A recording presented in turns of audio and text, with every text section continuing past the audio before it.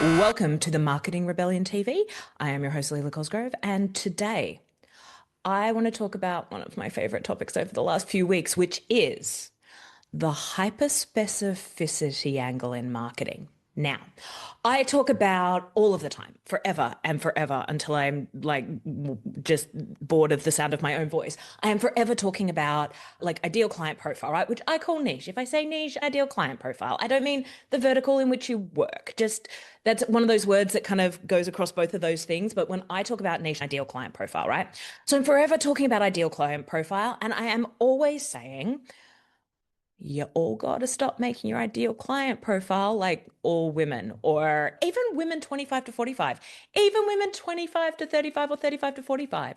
The reality is, when you're writing an ideal client profile, it should be one person of an actual age, right? Now, you are resisting that. And the reason you are resisting that is the reason everybody resists this, because they think, all right, if I go after a 40-year-old woman or a 40-year-old man, I'm going to cut out everybody else. That is untrue. And to demonstrate to you why that's untrue, today we're going to talk about the music of two of my favorite women in the world, one Ms. Taylor Allison Swift and one Ms. Lily Allen. I'll touch on Taylor, but I feel like I really want to talk about Lily because Lily's new album is such an amazing example of what we're talking about when we talk about hyperspecificity, right? The quick background, if you haven't been keeping up with this, because not everybody is like as obsessed with pop culture as I am. I just run three businesses. I have plenty of time for pop culture. So the very quick background, if you don't know, Lily, British musician, really big in like 2007, 2008, that kind of mid 2000s stuff. But she does that kind of Adele thing where she puts some albums out and then she fades off into the background for a bit, which I personally really respect. I think managing your own energy and managing your own mental health in that way, where instead of putting yourself through this constant cycle of touring and stuff, is like really smart. I get it. So Lily's been off the scene for a little bit. And then a few months ago, she just out of nowhere, I follow her across the socials, she out of nowhere drops this thing where she's like, new album out in a few days. And we're all like, what is happening here? This is amazing. Knowing that she had just divorced from her husband, second husband, David Harbour. Now, David Harbour, you might know, he plays Eleven's dad on Stranger Things, actor in Hollywood. Those of us who were following it knew they'd gotten married, knew there'd been some sort of stuff, anyway, they'd gotten divorced. Lily's on a podcast now as well, so there was a little bit of rumblings about the behind the scenes stuff, but nothing prepared me for the album West End Girl. So here's the bit that kills me about West End Girl. It's an album. If you haven't listened to it, I really suggest going and listening to it, right? Even if you don't really care about Lily Allen, especially in light of what we're going to talk about today, you're going to find it, I think, really interesting. It is a concept album. You don't listen to it piecemeal. You must listen to it from the beginning to the end. It's only about 45 minutes, but you want to listen to the entire thing because it tells a story from beginning to end, not piecemeal, very much from beginning to end. Like literally, the first song on the album is all like, hey, we moved to New York to be with you, because she's got two teenage daughters. We moved to New York to be with you. And then she like finds out that she's got the lead part in a play. And then he has a little bit of a meltdown, which is like, all right. But then towards the end of the song, there's this like Skype noise, because apparently some people still use Skype. There's this like Skype noise, and they have a conversation where David says that he wants an open relationship. I'm assuming because she's traveling and he's lonely and he can't be alone for a couple of months. Whatever, putting the morality of this aside. And then it goes into like the next song is like how she felt after that phone call and like other stuff. And then the story kind of goes on, if you've been following it, if you haven't, about how it's like they'd agreed to an open relationship. She makes it very clear in the album that she felt like she had to. There's this incredible line that I love where she says, I just want to meet your needs, but for some reason I revert to people pleasing. And I'm just like, God, that's a good rhyme. I love a rhyme that's not an exact rhyme, but still sounds like a rhyme. The alliteration plays out. I love that. It's the language nerd in me. So she talks about how she didn't really want to, but she felt like she needed to in order to be a good wife, a non-monogam mummy. You can just imagine her coming up with that line, I'll be your non-monogam mummy, and just going, I'm a lyrical genius. And the rest of us are like, I'm here to tell you, yes, Lily, you are. Intense. Anyway, the whole album is this, and then he ends up having an emotional relationship, getting into it with somebody, and then the whole thing falls apart. So probably the first thing to think about when we think about this Lily Allen album is the hook, because that's a crucial part of marketing as well, right? Why are we listening to West End Girl? I would say the first hook was a curiosity hook, right? Because if those of us who are pop culture tragics and who watch everything and pay attention to all of the stuff are like, ooh, this is about her breakup with David Harbour. Now, my probably previous favorite Lily Allen album was when she broke up with her other husband, her first husband. And I thought that was a spectacular album. So as soon as I saw a breakup album, I was like, oh, Lily does it. That's like her best work is breakup albums. So this is going to be great. So I jumped on straight away. But I was also interested because, okay, like a little bit salacious, like her and David Harbour splitting. Okay, this is going to be interesting. I did not expect what I got in any way, but there was a curiosity hook there. Now, listen, you might not have a bunch of like celebrity gossip that you can tap into in your business, right? But that doesn't mean you can't use curiosity as a hook to get people through the door, right? But both Lily and Taylor do have this thing where people want to know about their personal lives because they're celebrities. Hey, if you've got celebrities, great, like leverage off that. But if not, which most of us don't, then it's still about creating curiosity. You can still do that. Again, this comes back to the ideal client profile. If you really understand the person, you're going to understand what makes them curious, and you're really going to understand how to hook them in. Curiosity is an amazing hook. That said, I would say that is not the reason that West End Girl has done as well as it has, because I think that brought certainly a lot of early listeners to it. Those of us who were already fans who would have bought the album, listened to the album regardless of what it was, there was that. But it was the style of it that then garnered a lot of comment, not just in the press, but across a lot of different podcasts. People had listened to it, they were talking about it. The style was really innovative, is really innovative and different. And the way that it's been written is an incredible narrative. So interesting when you break it down contextually as well as the content, right? If we put the salacious gossip to one side and we break it down from a contextual point of view and how it was structured as a narrative, it is a fascinating way to write an album. It's a kind of a almost a meditation on grief, right? It's kind of 7 stages of grieving in an album. And that is really going to speak to people at a deep level. But she's done something interesting and innovative. She's played with how do I use narrative? And look, when I say played with, I don't think she was sitting there going, how do I play with narrative in order to create a thing? I think she was like hurting and writing, but I also think that somebody like Lily Allen has been making music for a really long time and has a grasp of things and is engaged in the arts as well. I'm pretty sure her parents were in the arts too, right? Has engaged a lot with narrative. You know, she's been in plays, she's done things like she understands narrative and storyline and storytelling. So what my dad, it was like a super conscious, like I'm going to do it like this, but it also definitely comes across with a level of intention that is very clear that she's like writing this thing, but in a state of grief, which I don't know, I find very impressive because when I'm hyper emotional, I cannot write things. I'm just like, for me, emotional does not equal good writing, but incredible. Anyway, I liken this to Taylor Swift in that Taylor also has a lot of really hyper-specific songs. All Too Well is an excellent example about her relationship with Jake Gyllenhaal. It's like, all right, Taylor just got through the Eras tour, right? And over again video of what 20, 30, 40, 50,000 people in a stadium singing every word of All Too Well.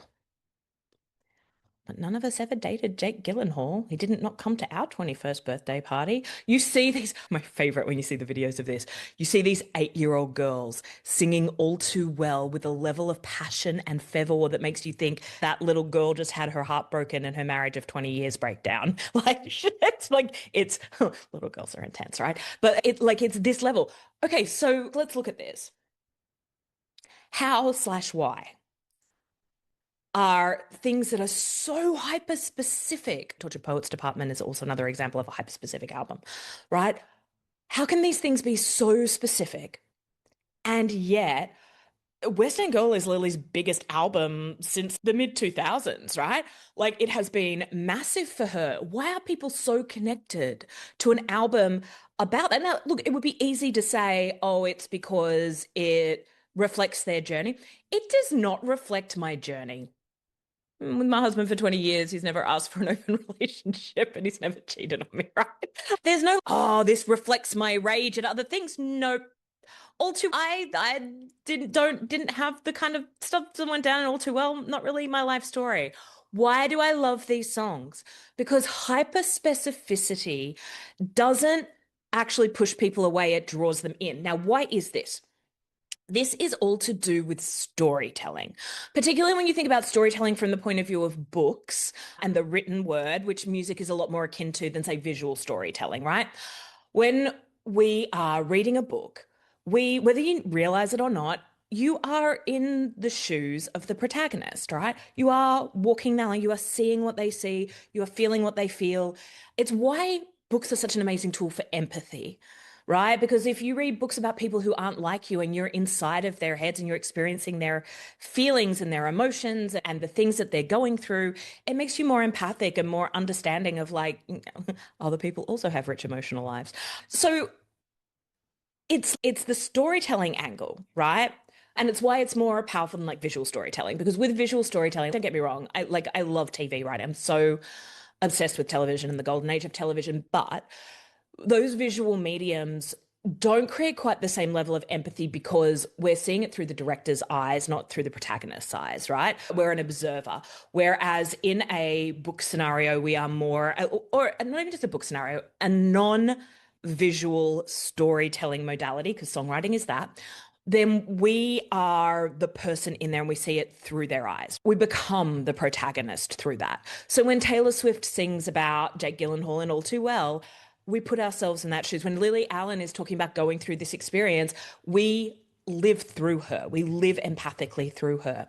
So too with your marketing. And this is why I say you need to be hyper specific. When you're writing copy, when you're writing content, I love storytelling. I'm all about the creative nonfiction and really using storytelling as a modality, especially in advertising. I'll tell you what, in the age of Andromeda, one of the things that is absolutely killing, and in fact probably how you found this, is to do with storytelling. It allows you to do a lot of really interesting stuff that Andromeda, which for those of you who don't know about the meta changes, Andromeda is the new way that basically targeting has been removed from meta ads. It's still there, but they're not really using it. And now your creative has become the targeting. So what you write in your copy in these ads is really important. What you put in your videos and images and stuff, your visual is very important too.